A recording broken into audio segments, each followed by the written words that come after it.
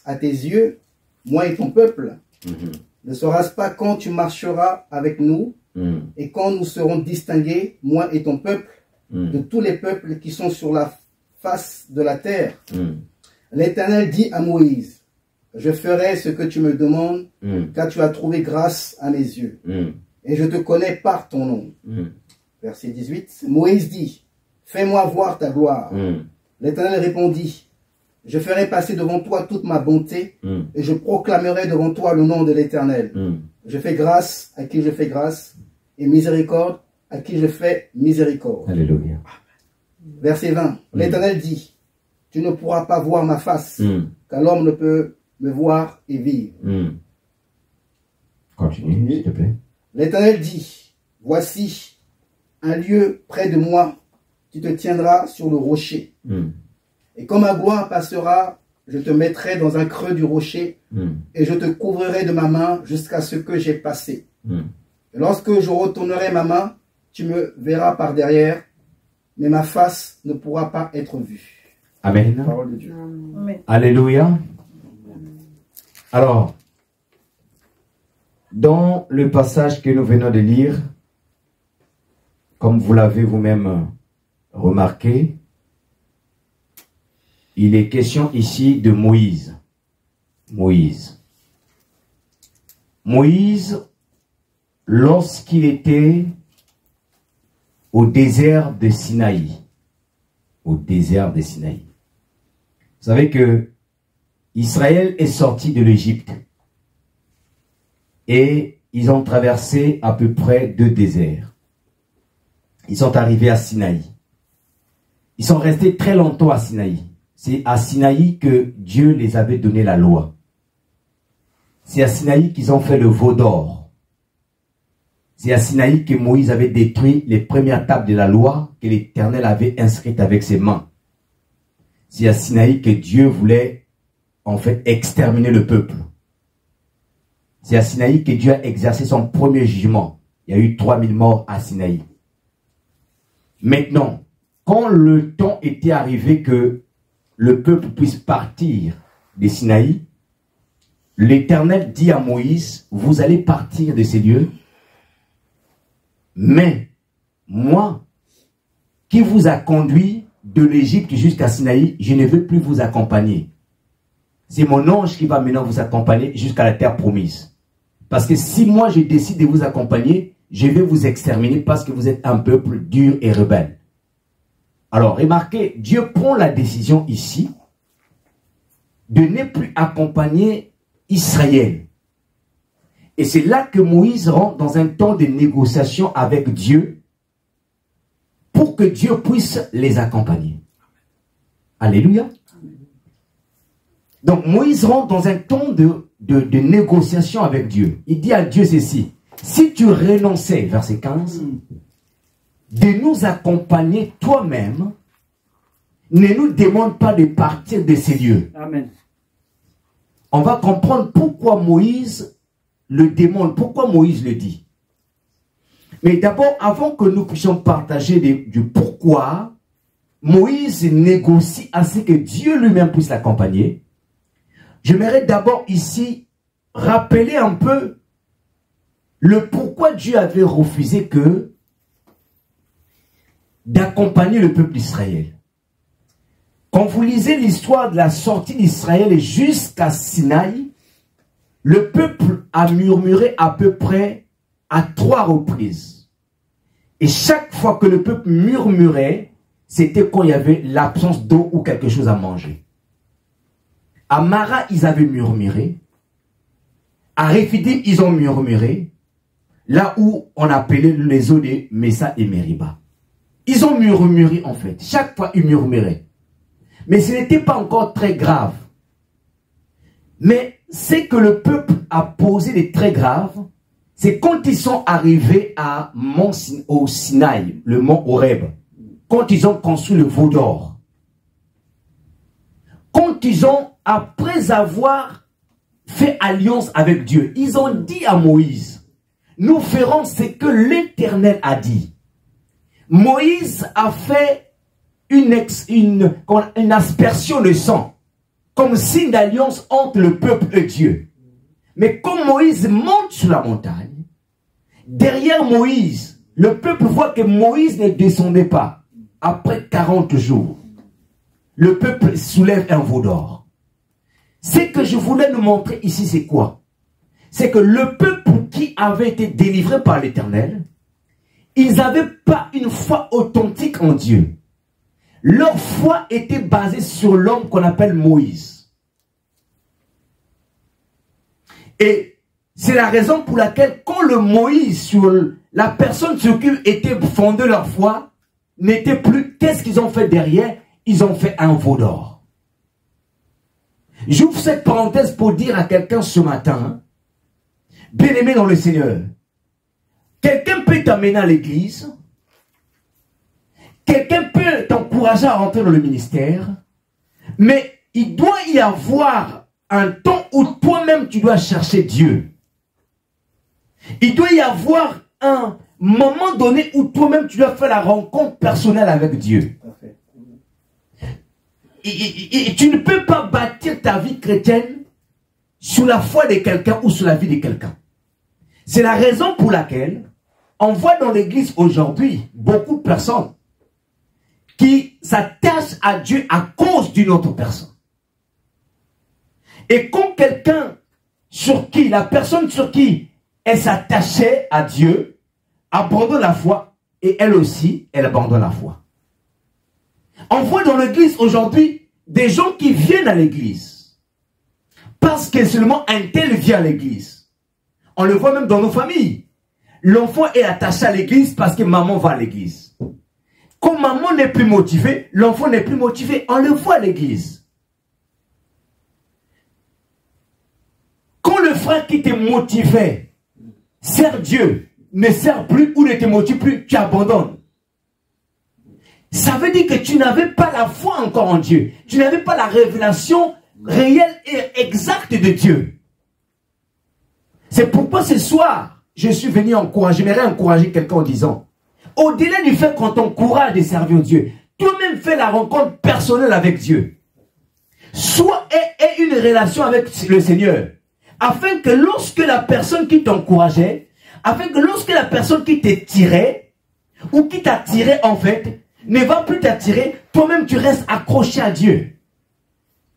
Israël n'avait pas encore compris ces choses. Israël venait de sortir, mais nous qui sommes arrivés en ces temps, la Bible déclare que ces choses ont été écrites pour nous servir de leçon.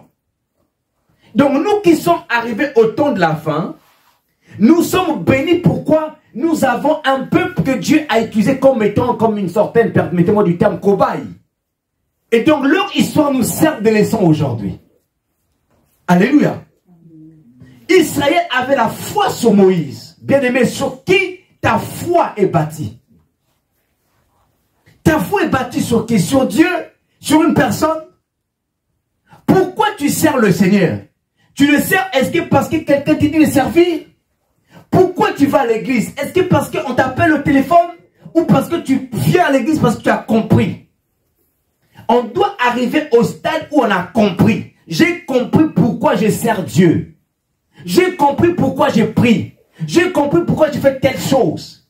Sinon, ce qui va arriver, quand celui qui t'encourageait ne sera plus, tu vas bâtir un veau d'or.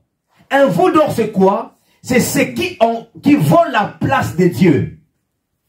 Un veau d'or, c'est toutes les choses qui volent la place de Dieu. Regarde quand celui qui t'encourageait ne t'encourage plus. Tu commences à retourner dans les choses que tu avais vomi. Et ça arrive à beaucoup de gens. Quand celui qui te motivait, celui qui te challengeait, n'est plus, tu retournes dans les choses que tu avais vomi. Ça veut dire que tu n'avais pas encore bâti ta foi sur Dieu. Nous devons bâtir notre foi sur Dieu, sur la révélation personnelle avec Dieu. Alléluia. La Bible nous parle d'un roi en Israël. Ce roi s'appelait Osias. C'était un très bon roi. Mais il était très bon pendant la vie du prophète Zacharie. Si je ne me trompe pas du nom de son prophète, son mentor. Osias est devenu roi, il était très jeune. Il avait un roi qui l'accompagnait tout au long de son ministère. Osias fut parmi le premier roi qui a commencé à construire ce qu'on appelle les armes lourdes en Israël. Les armes lourdes. Les grandes technologies. Les machines qui pouvaient lancer des flèches. Qui pouvaient lancer des pierres. Osias a commencé à bâtir ça. Il a commencé à utiliser l'ingénierie. Il était très attaché à Dieu. Pendant que son mentor était encore en vie. Son prophète était encore en vie. Mais quand le prophète n'était plus, qu'est-ce qui s'est passé? La Bible dit que Osias était pris par l'orgueil à cause de la gloire. Un jour, Osias oublie que lui, il était simplement roi.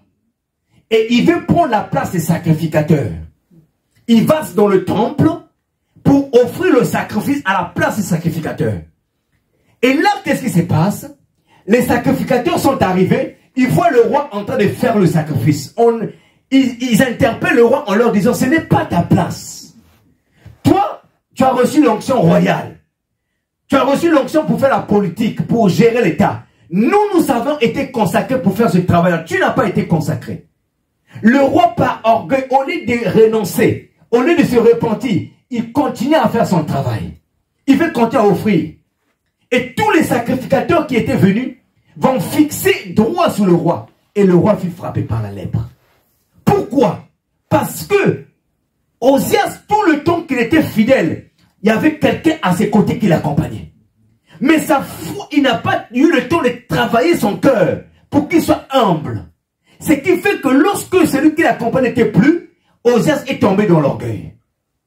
Alléluia. Sur qui notre foi est bâtie? Si ta foi est bâtie sur un homme, si ta foi est bâtie sur une personne, laisse-moi te dire que le jour où cette personne ne sera plus, tu vas chuter, tu vas tomber. Donc Israël élève un veau d'or. Et parce qu'ils élèvent un veau d'or, ils vont dire, voici le Dieu qui t'a délivré. Ils rejettent automatiquement l'Éternel. Mais cet acte va mettre Dieu en colère au point où Dieu va renoncer à les accompagner. Donc Moïse va négocier maintenant avec Dieu. Il dit à Dieu, Seigneur, si tu renonçais, ne nous demande pas de partir de ce lieu. Alors, Moïse, Dieu va dire à Moïse, ok, plus que moi je t'ai choisi, je t'aime, tu as trouvé grâce à mes yeux, je vais vous accompagner. Vous savez comme ça se passe souvent. Quand quelqu'un te fait une promesse, tu veux des garanties. Et Moïse voulait des garanties. Et la garantie de Moïse, c'est quoi? Moïse demande de voir la gloire de Dieu. Or, la gloire que Moïse demande, elle n'est pas trop claire. Mais la réponse que Dieu apporte à Moïse, c'est ce qui va nous révéler en fait de quelle gloire Moïse est en train de parler. Vous savez, dans la Bible, on dit souvent que il est écrit que quand nous ne savons pas demander à Dieu, le Saint-Esprit intercède pour nous dans le secret inexprimable. Moïse a demandé quelque chose, littéralement, si tu le dis, tu ne comprends pas de quelle gloire il parle. Mais Dieu vient révéler en disant que personne ne peut voir ma face et vivre. Donc, Moïse voulait voir la face de Dieu, comme étant signe que est-ce que réellement c'est toi qui vas nous accompagner? Ce n'est pas un ange. Et Dieu dit à Moïse, non, personne ne peut me voir et vivre. Alors pourquoi Moïse demande que Dieu lui-même? Et c'est là que je voulais insister ce soir. Savez, Moïse a vu les différents miracles en Égypte, non? Il a vu tous les miracles. Quand l'Éternel a frappé les Égyptiens de toutes sortes de sorts. Moïse a vu ça. Moïse a vu la mer rouge se séparer en deux. Moïse a vu le feu sur la montagne de Sinaï. Moïse a vu la fumée. Moïse a vu les bruits des tonnerres. Mais Moïse a compris une chose. Une chose qu'il a compris. C'est qu'au-delà des miracles, parce que même quand il faisait des miracles en Égypte, il y avait certains miracles qui étaient reproduits par les magiciens des pharaons. Et lui-même étant un ancien élève des écoles de magie de l'Égypte, il savait que certains miracles étaient, les magiciens du monde pouvaient le faire. Donc Moïse avait compris une chose que j'aimerais que ce soit que nous puissions comprendre tous ensemble. Moïse avait compris que au-delà des miracles, au-delà des bénédictions, au-delà des prodiges, au-delà de la guérison, il y a une chose qui est très importante, qui est au-dessus de toute chose, c'est ce qu'on appelle la présence de Dieu. Amen. Alléluia. La présence de Dieu. Moïse avait compris que la présence de Dieu est plus que les bénédictions. Moïse avait compris que la présence de Dieu est plus que la guérison. Moïse avait compris que la présence de Dieu est plus que les miracles, les prodiges. Moïse a compris ça. Parce que quand il y a la présence de Dieu, ces choses-là peuvent se produire. Voilà pourquoi il a dit ceci. Je crois que c'était dans le verset 20. Il dit, comment nous serons distingués des nations qui nous entourent si toi tu n'es pas là? Amen. Donc ça veut dire que la présence de Dieu distingue. Et par là, j'aimerais dire à quelqu'un, et je l'ai déjà dit pendant que nous étions en train de prier, que cette distinction que parlait Moïse, c'est quoi? En fait, c'est cette marque de distinction qui vient faire la différence entre ceux qui servent Dieu, ceux qui appartiennent à Dieu et ceux qui n'appartiennent pas à Dieu. La présence de Dieu distingue ceux qui appartiennent à Dieu et ceux qui ne l'appartiennent pas.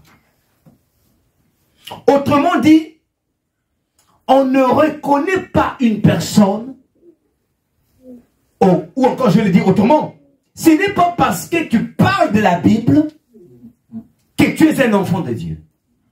Ce n'est pas parce qu'une église est appelée église que c'est une église de Dieu. Une église est église de Dieu.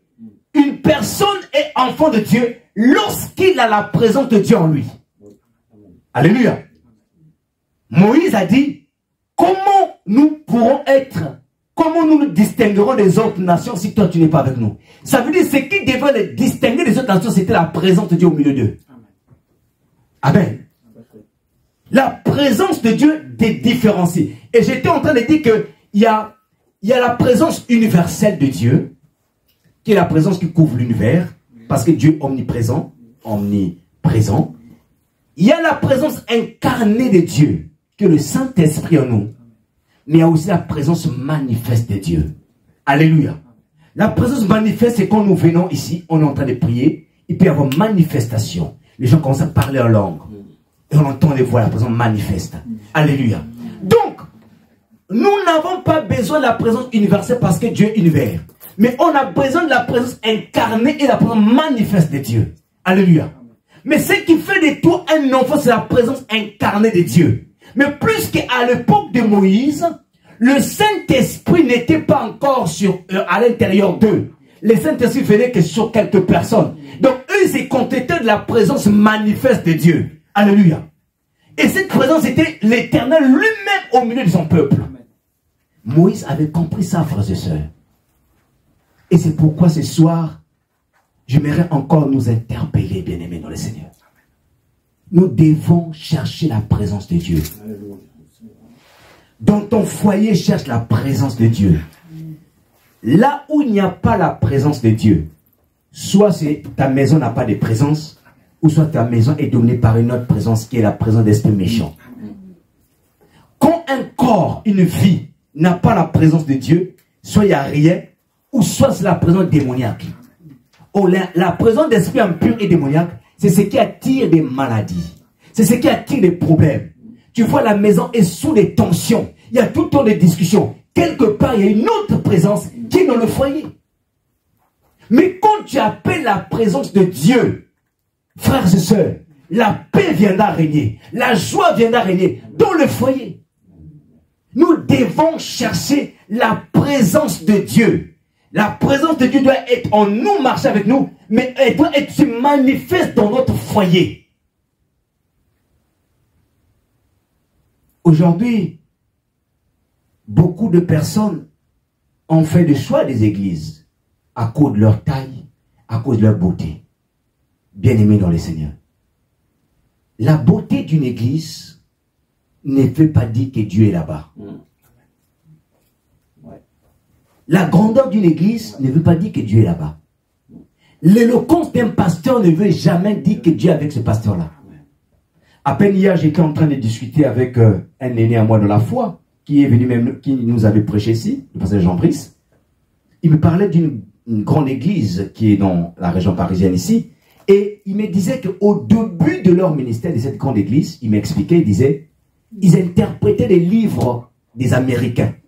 Donc, toute leur prédication, ce n'était pas des inspirations du Saint-Esprit. C'était des livres américains interprétés en français qui prêchaient à leur église. Vous voyez? On peut arriver des choses comme ça. Et il me parlait de la gestion pastorale, il dit que c'est comme une entreprise là-bas. Il me parlait de cette église, il dit, c'est comme une entreprise. Bien-aimé dans le Seigneur. Je ne sais pas quand est-ce que j'ai parlé de... Je crois, entrer par la porte étroite. Voilà, c'est dimanche passé. Où dans cet enseignement d'entrer par la porte étroite, où j'ai parlé de Jéroboam. Un roi appelé par Dieu, mais au final, qui a fini par abandonner Dieu. Il a fait le choix, Jéroboam, de bâtir un hôtel. Il a bâti un hôtel. Dieu l'avait appelé de gouverner les 10 tribus d'Israël. Mais ce qui va se passer, à cause de la soif du pouvoir, Jéroboam s'est dit, si je laisse le peuple aller à Jérusalem pendant les 3 fêtes de pèlerinage, il se peut que le cœur du peuple retourne à Roboam, le fils de Salmon. Qu'est-ce que je vais faire? Il a bâti des hauts lieux. Un à Bethel et un à Dan. Et là, il a commencé à consacrer des sacrificateurs. Alors que les sacrificateurs, c'est la loi de l'Éternel devait venir des Lévites. Lui, il a commencé à consacrer des sacrificateurs. Donc, au-delà du fait qu'il consacrait, donc il faisait des cultes. C'est-à-dire que c'était devenu un temple où les gens pouvaient offrir des sacrifices. Et qu'est-ce que Jéroboam a fait?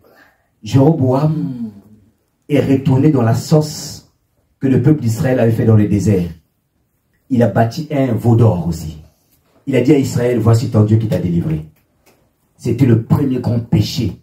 Jéroboam est le roi qui a restauré la recette du veau d'or en Israël. Après plusieurs années. Regardez, vous avez le temple à Jérusalem, mais vous avez aussi le temple de Jéroboam, qui était à Bethel. Deux mêmes choses. On fait quoi? On pratique là-bas l'adoration, mais de l'autre côté on pratique l'adoration. Mais sauf que, il y a une église qui est force, l'église de Jéroboam, et une bonne église de Jérusalem. Amen. Et nous vivons aussi dans un monde où il y a des fausses et des vrais. Alléluia. Mais la pratique en fait reste la même. Quand tu vois on adore, on chante, on prêche, la pratique reste la même. Mais l'autre est fausse et l'autre est vrai. Et qu'est-ce qui fait la différence entre les deux? La présence de Dieu. À Jérusalem, il y avait la présence. Mais dans le temple de Jéroboam, malgré les sacrifices, il n'y avait pas la présence. Amen. Alléluia. Amen. Mon frère, ma soeur, tu parles de Dieu. Très bien. Cherchons la présence. Cherchons la présence. Sois certain que tu as la présence. Sois certain que le oui et le amen est en toi. Sois certain que l'Esprit de l'Éternel est avec toi. Cherchons la présence, Église de Dieu. Même quand nous venons à l'église, ayons soif de voir la présence manifeste de Dieu. Parce que Dieu répond à la soif des cœurs. Ne soyons pas toujours... ne nous habituons jamais à Dieu. Les gens aujourd'hui s'habituent trop à Dieu. Bon, ça serait comme le dimanche. Bon, il y aura combien de personnes qui vont venir? Frères et sœurs, ma Bible me dit, si deux d'entre vous s'accordent pour demander quelque chose, je vais vous le donner. Mais, si deux d'entre vous, ça veut dire que, si toi tu viens avec la mentalité que Dieu ne peut pas agir parce que nous sommes deux ou trois, Dieu n'agirait pas non plus. Mais si tu viens avec la soif, que malgré que nous sommes deux ou trois, Dieu peut agir, il va agir. Nous devons changer le paradigme. L'homme est influencé et frappé par ce qu'il voit, ce qu'il touche et ce qu'il entend. Les gens aujourd'hui pensent que l'église, c'est des foules. La Bible n'a pas dit que là où 1000 personnes sont réunies. La Bible dit que là où 2 ou 3 sont réunis. Ne dit pas 1000. La présence de Dieu, pour qu'elle se manifeste, vous n'avez pas besoin d'avoir 1000 personnes. Non. Juste 2 personnes, avec un cœur assoiffé de Dieu, vous allez vivre la main de Dieu. Bien-aimé dans le Seigneur, Moïse avait compris ça. Moïse, Dieu lui dit, mon ange vous accompagnera jusqu'à la terre promise. Mon ange. Moïse dit, niet. Je ne veux pas l'ange de Dieu, mais je veux le Dieu de l'ange. Ça veut dire que Moïse refuse d'aller dans la terre promise, là où coule le lait et le miel. En d'autres termes, il est en train de refuser la bénédiction sans le Dieu de la bénédiction. Moïse est en train de refuser le succès sans le Dieu du succès. Amen. Il dit non, je ne veux pas le succès sans que je sois accompagné par le Dieu du succès. Je ne veux pas l'élévation sans que je sois accompagné par le Dieu de l'élévation. Parce qu'il avait compris que une élévation sans Dieu n'est pas une élévation. Aux yeux des humains, oui, ça peut être considéré comme une élévation, mais aux yeux de Dieu, ce n'est pas une élévation. Avancer sans Dieu, c'est comme si tu reculais. Il avait compris ces choses. C'est pourquoi il négocie avec Dieu. Il dit, Seigneur, non, si tu ne veux pas venir avec nous, toi-même, ne nous dis pas les parties. Combien de personnes aujourd'hui sont prêtes à violer leur alliance avec Dieu à cause de choses éphémères, à cause de choses de la terre? Combien de personnes? Tu es prêt à sacrifier ton alliance avec Dieu. Non, Dieu va comprendre. Tu es prêt à sacrifier ton alliance, ton engagement avec Dieu, à cause de choses là. Non, je mets d'abord Dieu à côté. Non, Dieu va comprendre. Frères et sœurs, la présence de Dieu, on ne joue pas avec. On ne joue pas avec la présence de Dieu. Quand nous nous réunissons comme ça, frères et sœurs, quand la présence de Dieu, nous sommes bénis. C'est une bénédiction quand il y a la présence de Dieu. Parce que la présence de Dieu, ça change tout. Je vais terminer pour dire à quelqu'un, ayons l'habitude à la maison. Je ne sais pas si vous avez déjà vu le film de... Le nom m'échappe. C'est un film, ça a été joué par la fille du docteur Tony Evans. C'est un film de prière. C'est une femme de prière. Elle priait, elle chassait, elle avait son couple ne marchait pas, il y avait tout le temps de conflits avec son couple. Oh, merci. Et elle a commencé à prier dans sa maison, chasser le diable dans sa maison. Bien-aimé, j'aimerais encourager quelqu'un. Quand parfois il y a trop de tensions dans la maison, chasse la présence là et proclame la présence de Dieu. Proclame la présence satanique qui crée le conflit, qui crée les problèmes, qui crée les maladies, qui crée les situations difficiles. Chasse la présence. Parce qu'il n'y a que la présence de Dieu qui apporte la vraie paix, la vraie joie, la vraie intimité. Et cette présence-là, quand elle est dans ton cœur, tu vas voir que tu vas bâtir des bonnes relations avec les gens. Quand cette présence est véritablement en toi, voilà pourquoi au début je disais ceci. Il faut qu'on atteigne la dimension où on dégage véritablement la sainteté. Il ne faut pas que la sainteté soit seulement verbale, dans nos lèvres, mais on dégage vraiment la sainteté. C'est-à-dire que quand tu vois le mal, tu haïs le mal, tu le condamnes par tes yeux. Tu es en train de regarder, ouvre ton ordinateur, il y a une image bizarre qui sort, tu condamnes ça. Il ne faut pas que tu prennes d'abord plaisir, après tu fermes doucement, tu as déjà avalé quelque chose. Non, tu condamnes parce qu'à l'intérieur de toi, il y a quelque chose qui a du dégoût contre le mal, contre le péché et contre les images impures. Alléluia. Amen. Mais cherchons la présence de Dieu, aimons la présence de Dieu.